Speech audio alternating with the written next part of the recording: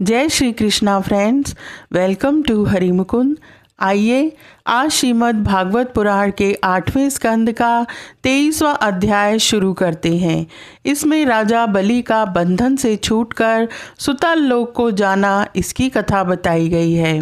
श्री सुखदेव जी कहते हैं, जब श्री भगवान ने राजा बलि से कहा कि दानव और दैत्यों के संसर्ग से तुम्हारा जो कुछ आसुर भाव होगा वह मेरे प्रभाव से तुरंत दब जाएगा और नष्ट हो जाएगा, तो यह सुनकर दैत्यराज के नेत्रों में आंसू छलक आए।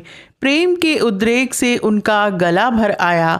वे हाथ जोड़कर गदगद वाणी से भगवान से कहने लगे।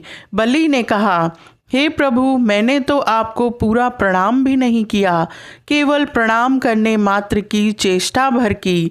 उसी से मुझे वह फल मिला जो आपके चरणों के शरणागत भक्तों को प्राप्त होता है।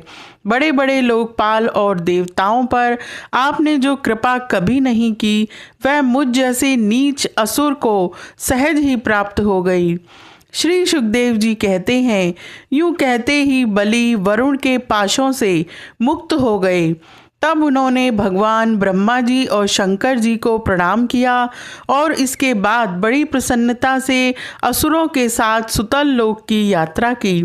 इस प्रकार भगवान ने बलि से स्वर्ग का राज्य लेकर इंद्र को दे दिया, अदिति की कामना पूर्ण की और स्वयं उपेंद्र बनकर वे सारे जगत का शासन करने लगे। जब प्रहलाद ने देखा कि मेरे वंशधर पौत्र राजा बलि बंधन से छूट गए और उन्हें भगवान का कृपा प्रसाद प्राप्त हो गया, तो वे भक्ति भाव से भर गए। उस समय उन्होंने भगवान की इस प्रकार स्तुति की।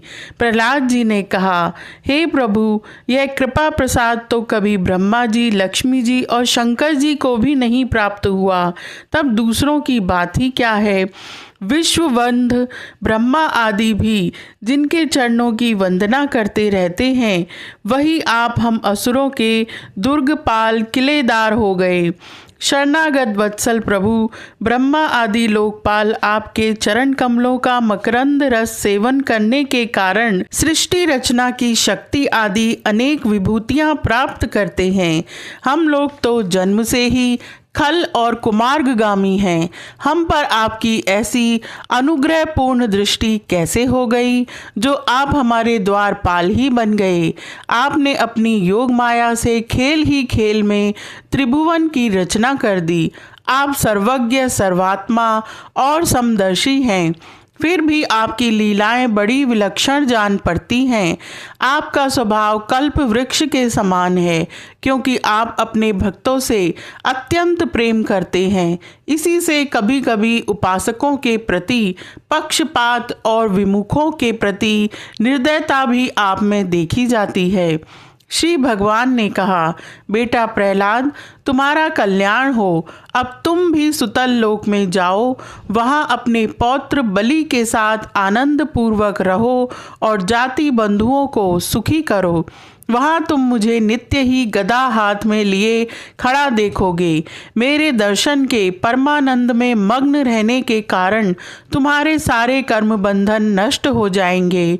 श्री सुखदेव जी कहते हैं, परीक्षित, समस्त दैत्य सेना के स्वामी विशुद्ध बुद्धि प्रहलाद जी ने जो आज्ञा कहकर हाथ जोड़ भगवान का आदेश मस्तक पर चढ़ाया, फिर उन्होंने बलि के साथ आदि पुरुष भगवान की परिक्रमा की, उन्हें प्रणाम किया और उनसे अनुमति लेकर सुतल लोक की यात्रा की। उस समय भगवान श्री हरि ने ब्रह्मवादी ऋत्विजों की सभा में अपने पास ही बैठे हुए शुक्राचार्य जी से कहा, ब्राह्मण, आपका शिष्य यज्ञ कर रहा था, उसमें जो त्रुटि रह गई है उसे आप पूर्ण कर दीजिए, क्योंकि कर्म करने में जो कुछ भूल चूक हो जाती है वह ब्राह्मणों की कृपा दृष्टि से सुधर जाती है।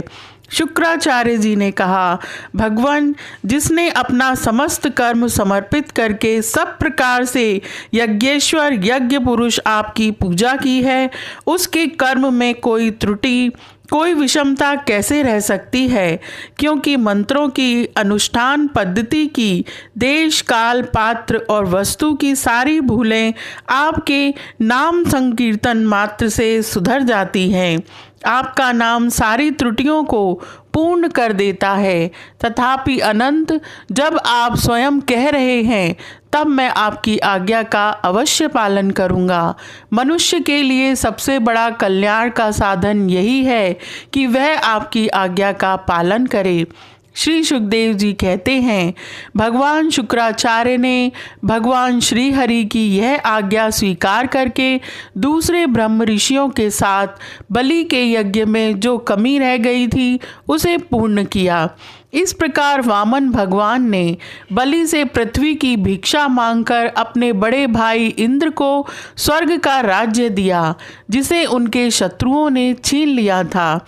इसके बाद प्रजापतियों के स्वामी ब्रह्मा जी ने देवऋषि पितर मनु, दक्ष, भृगु, अंगिरा, सनत कुमार और शंकर जी के साथ कश्यप एवं अदिति की प्रसन्नता के लिए तथा संपूर्ण प्राणियों के अभ्युदय के लिए समस्त लोक और लोकपालों के स्वामी के पद पर वामन भगवान का अभिषेक कर दिया। वेद, समस्त देवता, धर्म, यश, लक्ष्मी, मंगल, व्रत, स्वर्ग और अपवर्ग सबके रक्षक के रूप में सबके परम कल्याण के लिए सर्वशक्तिमान वामन भगवान को उन्होंने उपेंद्र का पद दिया।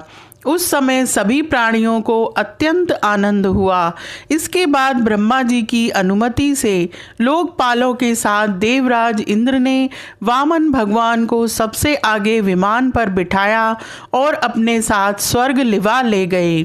इंद्र को एक तो त्रिभुवन का राज्य मिल गया और दूसरे वामन भगवान के कर कमलों की छत्र छाया।